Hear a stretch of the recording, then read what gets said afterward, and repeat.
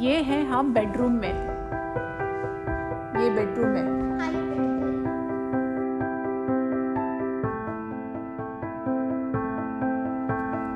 Hello friends, welcome to my channel. In this video we are doing something very interesting. Today we are visiting a castle in Kalmar. आज हम लोग जा रहे हैं castle visit करने। जहाँ पे हम रहते हैं वहाँ से 72 किलोमीटर्स है, तो बाय ड्राइव 45-50 मिनट्स लग जाता है। तो हम यहाँ पे पहुँच गए हैं कालमार में, जहाँ पे वो कैस्टल है। तो मैं आप लोगों को बताऊँगी कि वो कैस्टल कैसा है, और काफ़ी इंटरेस्टिंग है, तो आप लोगों को काफ़ी पसंद आएगा। The castle is very near to station, so I think it will just take 10 or 15 minutes by walk. इसे हम हिंदी में किला कह सकते हैं या महल भी कह सकते हैं, जो 800 साल पुराने हैं, जो कि ये 12वीं सदी में बना हुआ है। तो अंदर हमें क्या क्या देखने को मिलेगा और कितनी पुरानी चीजें देखने को मिलेंगी। This castle takes you back to 800 years and tells us more about the life of people during that period of time, the Kalmar War, the politics, the trade and other activities. In 12th century, a defense tower was built where the Kalmar castle now stands. The intention was to protect the area from attacks by pirates and other enemies. During the time of the Vasa kings, the castle was redesigned into the structure that we see today. It was transformed into a palace according to continental European fashions. This is the main entrance to the castle.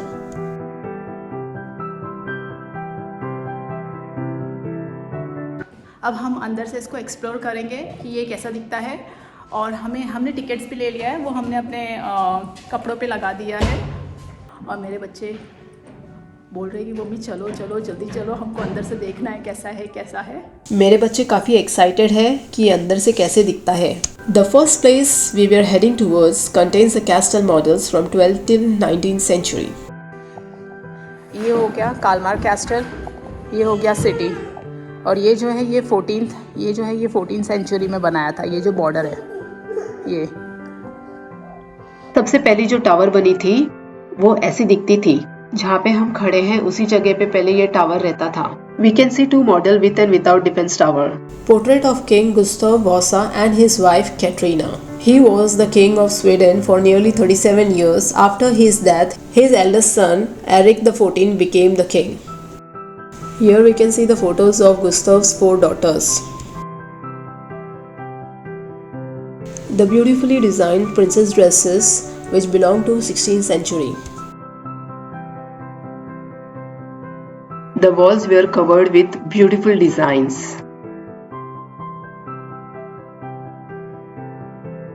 Here we can see the portrait of John, who took the throne from his brother Eric by force. This is the mantle which is worn by the emperor.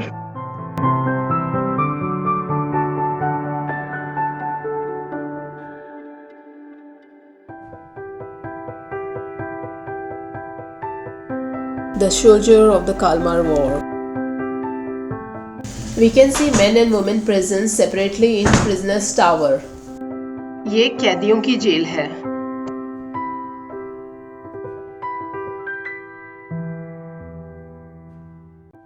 This staircase leads us to women's prison.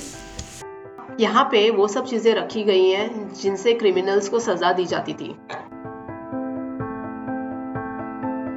अब हम जा रहे हैं रानी के bedroom में।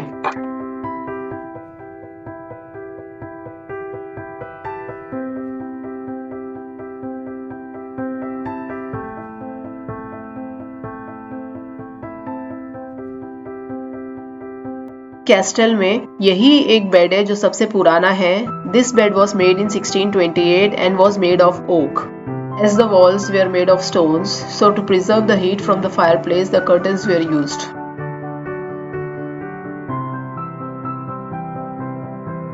हर कमरे में आप लोगों को फायरप्लेस दिखाई देगी।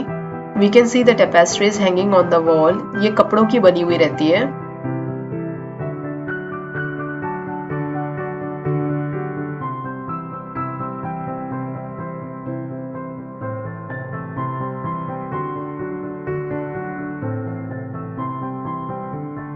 The windows were big enough to receive sunlight as long as possible. खिड़कियों का जो साइज है वो काफी बड़ा है करके महल के अंदर पूरा दिन उजाला रहे।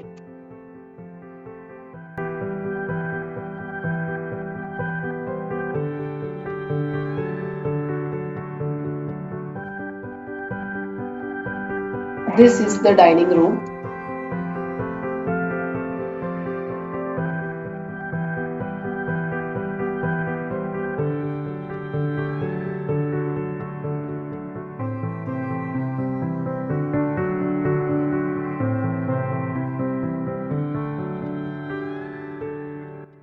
We can see the beautiful design ceiling. Eric resided in this castle between 58 and 60. During that time, Agda was his mistress. This room is named after her. ये ओरिजिनल बेड की कॉपी है।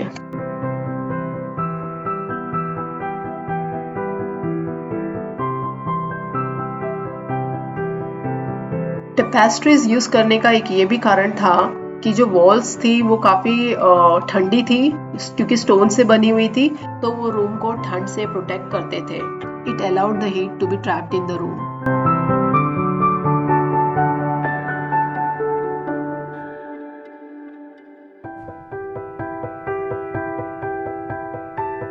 The items on display shows us part of castle's architectural history. यहाँ हमें अलग-अलग तरह के पुराने stones देखने को मिलेंगे। We can see part of monumental portals, Gothic window frames, ruined stones. Among this stone, they have medieval hypocauste tile, which was part of central heating system during that time.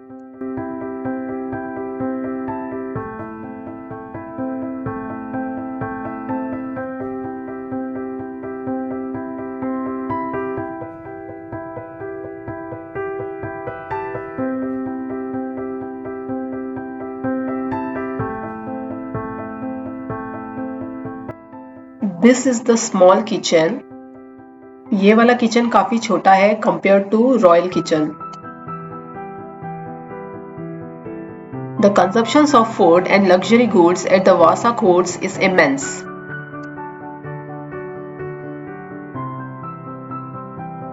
This is the royal kitchen जो ground floor पे है। उनके काफी royal farms होते थे और उस time पे भी काफी बियर इंपोर्ट की जाती थी। ये ओवन है जिसे ग्रिलिंग, बेकिंग और कुकिंग के लिए यूज की जाती है। The well was dug when the king's staircase was built. During the 19th century, the restoration work started at the castle. Large portions which were once damaged have been restored. This is the way to the garden.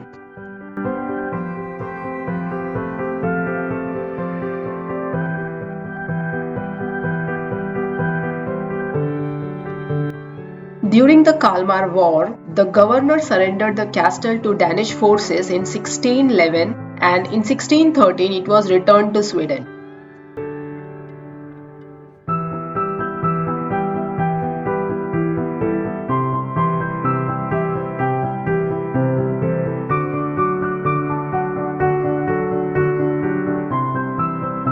The view outside the castle is amazing.